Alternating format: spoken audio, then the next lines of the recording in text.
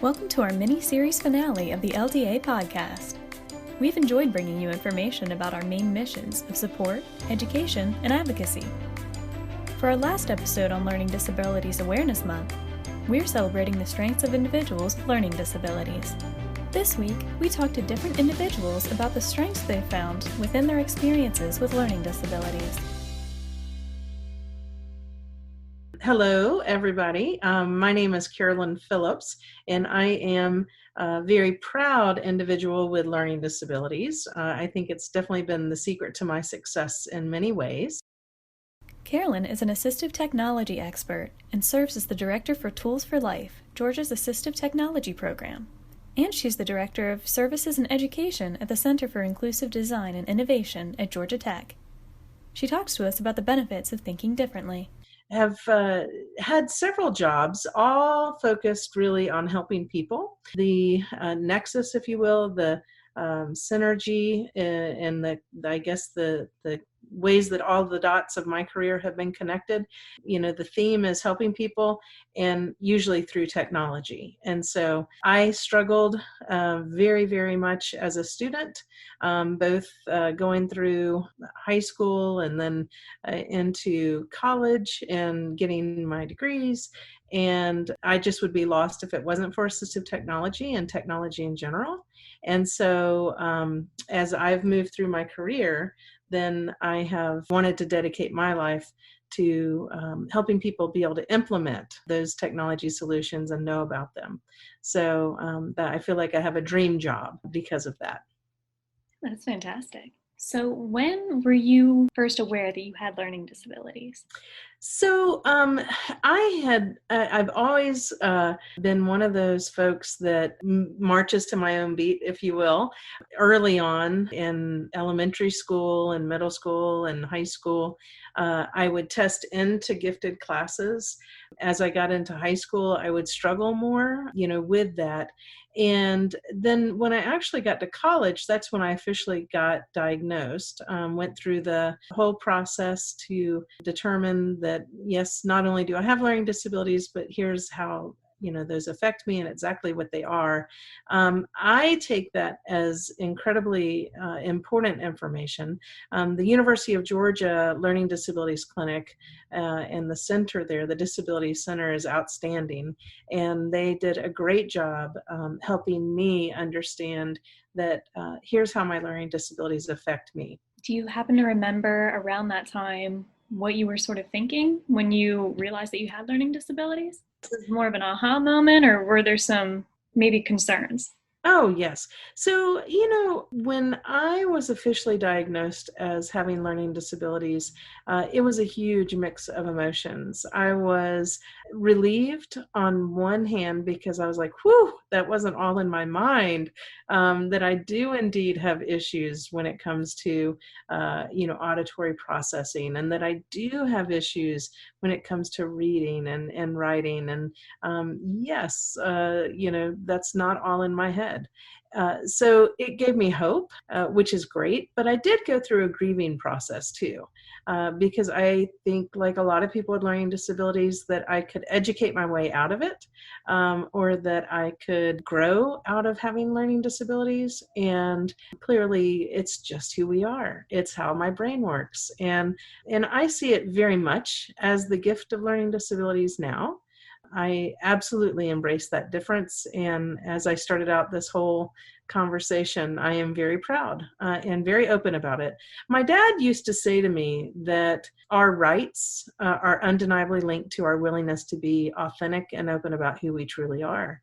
And part of my interest has been working in policy. Part of the work that I do right now as at the Center for Inclusive Design and Innovation is making sure that people have textbooks, on time, making sure that the world is more accessible in the built environment and virtual environment, making sure that people can get captioning and that they can get also websites that are more accessible so we can use our screen readers and use our voice and what have you to navigate them. All of that is really tied back to that knowledge. It goes all the way back to receiving that documentation The documentation, also the evaluation, it's opened doors for me. I am now a student getting ready to get my PhD at Texas Tech. Thrilled to be able to finally start making that dream a reality. And that wouldn't have happened had I not had this important diagnosis, this important information about how my brain works. I got one of my degrees was from the University of Kentucky. And as soon as I got my acceptance, the next thing I did is I sent my documentation to Disability Student Services. And I'm just very thankful that we have rights and that we have that knowledge. Absolutely. So individuals with learning disabilities can have different challenges than people who don't have learning disabilities. Has this been a strength for you at all? So yes, I absolutely believe that my learning disabilities, my struggles, all of it, it's one, been worth it, but two, it is kind of a superpower. It is my strength. I have come to realize that I do indeed see the world very differently than a lot of other folks. And that has helped me problem solve differently. There are solutions that I see to problems, whether it's something that's being truly developed like a product, or it could be an ethical dilemma, it could be a policy dilemma, it could be any number of other problems. So solving problems comes very natural to me, and I attribute that absolutely to my learning disabilities.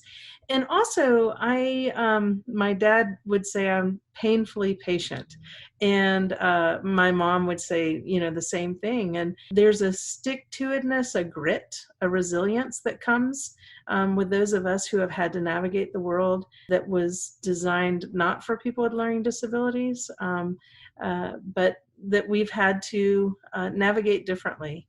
And so I would say that there are strengths that come with that, whether it's that I'm going to stick with something and be painfully patient to get to the resolution, or that I'm going to come up with a solution that nobody else is thinking of in the room, because I just see it differently. And so those are all very good things. I also think it's helped me with my parenting.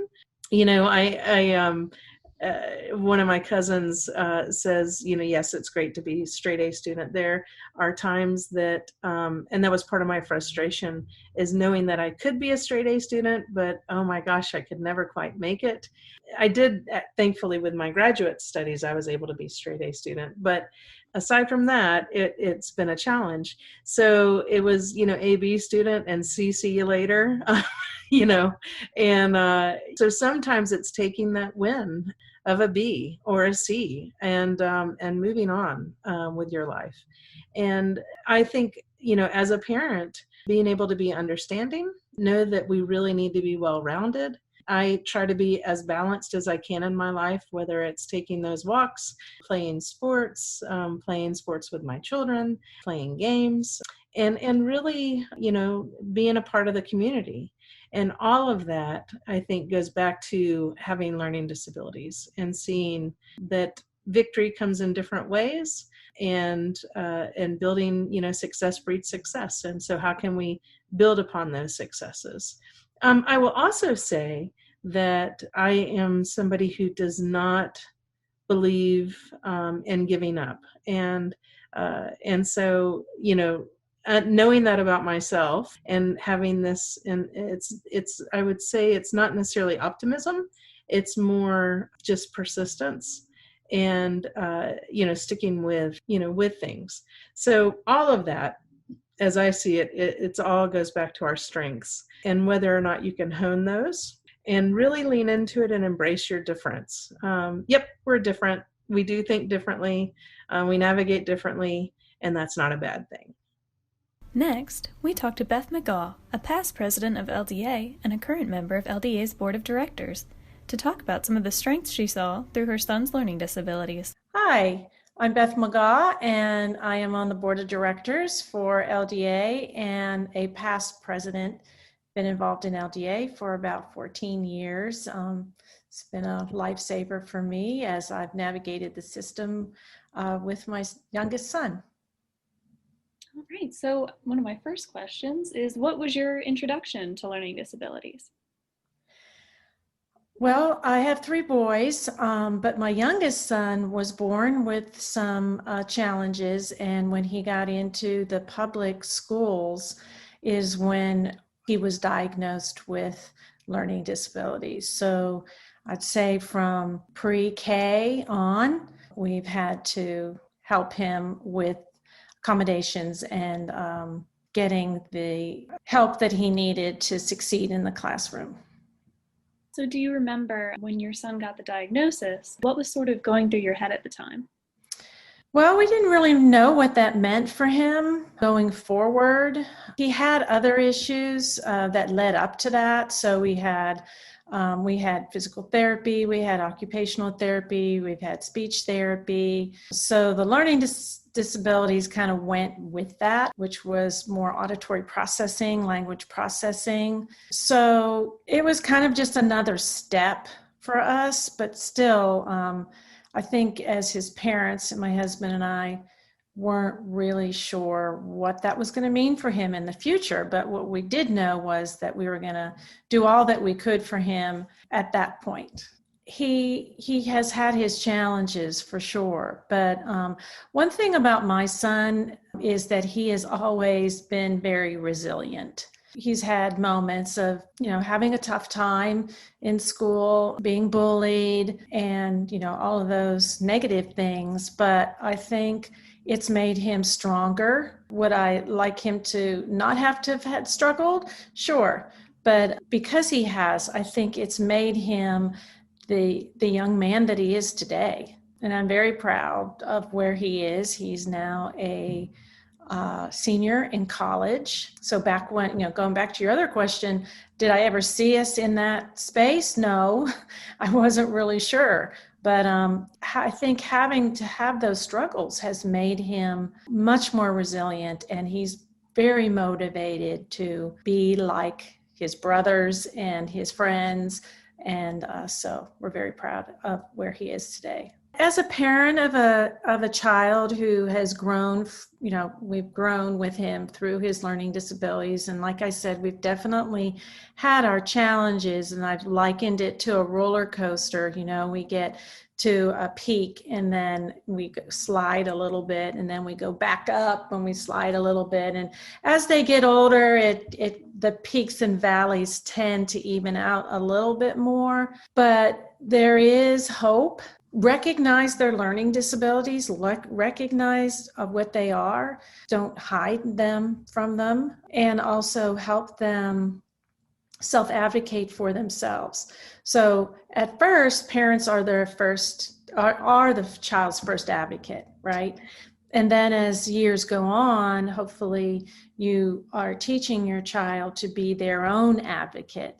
So when they get out of your house, out of your hands, and to somebody else, like college or a job, working with a supervisor, whatever, they have that strength and they have that knowledge to be able to advocate for themselves in situations that might be difficult. The piece of advice I would give to parents is to teach their kids to be an advocate early and often, and be positive.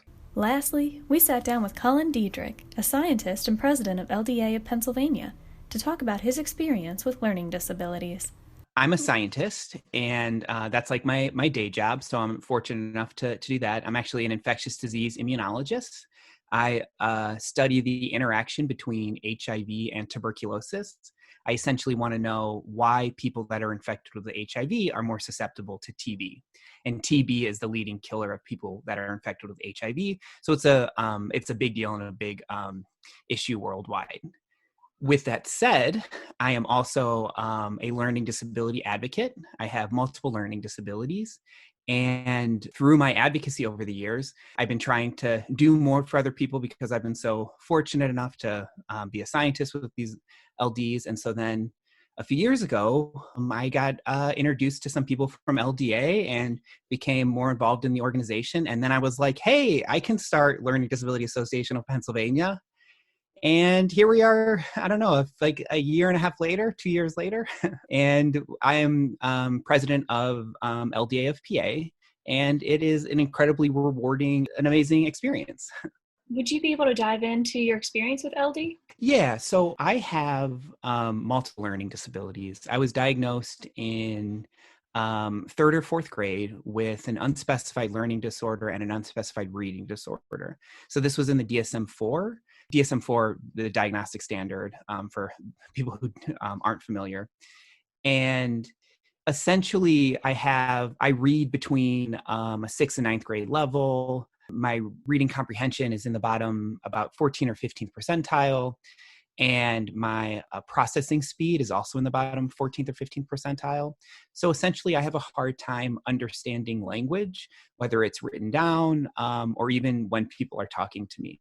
It's made everything it makes learning new things and studying and things like that very difficult. And even just like everyday life as well.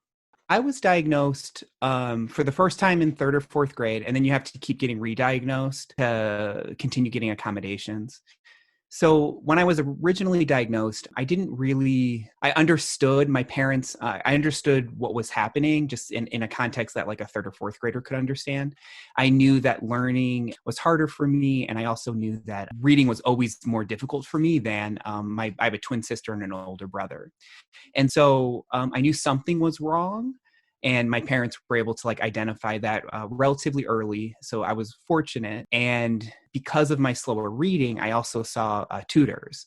And so I saw like my first grade first grade teacher. She was my first tutor. I saw her from first grade to third grade. And then in third grade, after my official diagnosis, third or fourth, I can't remember the small details of this, which is one of my issues with my LDs. Then I started seeing a special education tutor, and then she like gave me a lot more confidence because she understood, like she helped me see that it was okay to think differently and that it was okay that I wasn't as fast as like my peers when I was reading or trying to learn things. So like my primary issues are with reading and learning new information. And so that's just the hardest, just like overall. And I think a lot of times people think that that only affects you when you're in class or when you're trying to learn something new. But that's not necessarily true. And it's absolutely not true for our everyday lives, where we are constantly reading news or constantly trying to like process an incredible amount of information. And so that has always been a very big obstacle for me. And so that's something that I still have to deal with today, whether I'm reading like a news article or reading something like stupid online, or if I'm reading like a hardcore like scientific journal where like I just want to like be able to like advance my research. And so like there are certain techniques that I have to use when I'm reading those articles versus when I'm reading something like silly or not as important online. I only really started to notice some of the strengths associated with it when I started to fall in love with science. And so this was actually when I was an undergrad, and I was the person that always sat in the front of the class. I always had a digital recorder with me, and I would go over my classes after every class and take notes and highlight, and I use flashcards and doing all of this stuff. So I was able to do that because I love to learn, and which really dovetailed real nicely into me wanting to be a scientist. And so what I started to realize, though, is that like the way that I think is literally and figuratively differently than a lot of the people that I'm surrounded by. And so when you're a scientist, you want to pursue questions that you don't know the answers to. And so one of the things that I've really noticed, because knowledge has always been incredibly hard for me to understand and to learn, I've never taken it for granted. And so that actually has forced me to like go back into a lot of the older literature and say, okay, so here's a dogma in the field, or here people are saying X is happening, but I don't know why that's happening. And so then going back and trying to research that and trying to figure out why that's the case. And so I've written multiple papers that have questioned a basic premise that was just thought of as being true. And I think that my learning disabilities really helped me do that.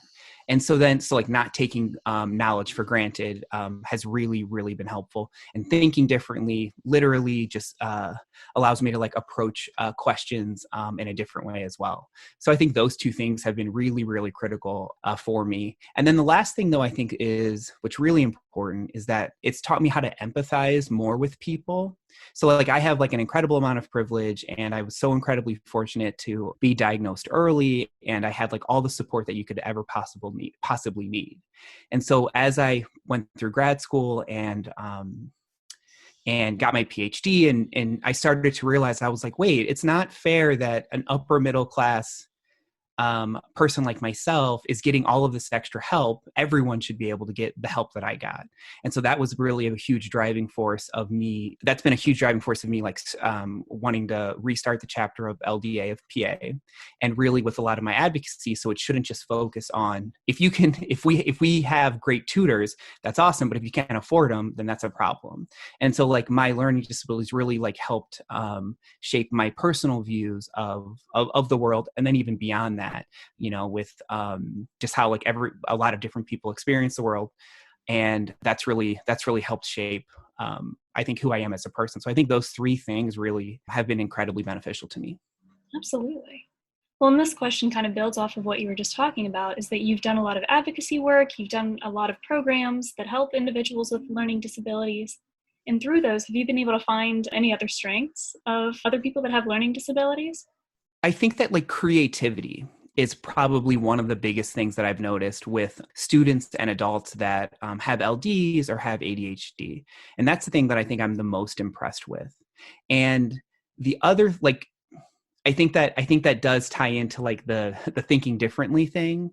But the thing that I also have noticed in that same area is when someone with a learning disability or when someone with ADHD really wants to do something, and they get that hyper focus where they just want to challenge a certain problem, or they have this hobby or something that they just really like to do, they're able to just what appears is like, oh wow, you're able to like overcome a lot of these other difficulties and focus and be able to do that. And so I think those are the types of things that I think that can be really wonderful with people that have LDs and ADHD, that like kind of balance out some of the negatives that people associate with them. I do think it's incredibly important to understand, for people with LDs, to accept some of the things that they aren't as good at.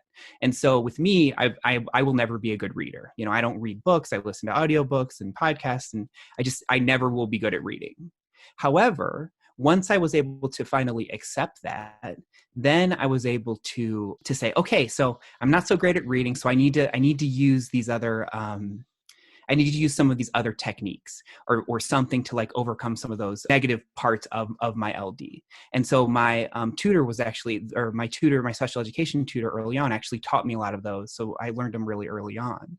And so some of the things that I think people can do, that has been like really helpful to me is just like how you organize information in your head and how you organize it on paper. So like I bullet point everything. I think that's really important. I used a lot of different colors when I'm highlighting things, and it all means different things. But when I look at a page, I know immediately what I'm supposed to know when I look at a yellow highlight versus a blue highlight.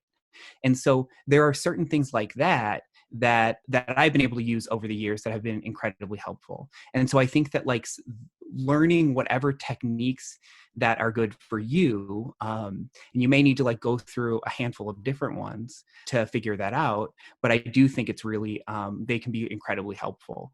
And so I highlight with different colors, I bullet point, I use webs when I'm like trying to connect different ideas as well. And it's just really, it can be really, really helpful.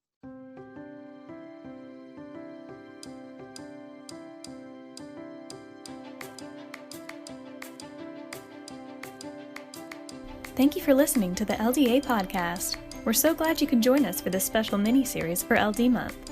As always, our theme music is Little Idea by Scott Holmes. If you enjoy listening to the LDA podcast, consider giving us a review or subscribing. It helps us to reach a wider audience, and we really appreciate it. If you're looking for more information about learning disabilities, visit our website at ldaamerica.org.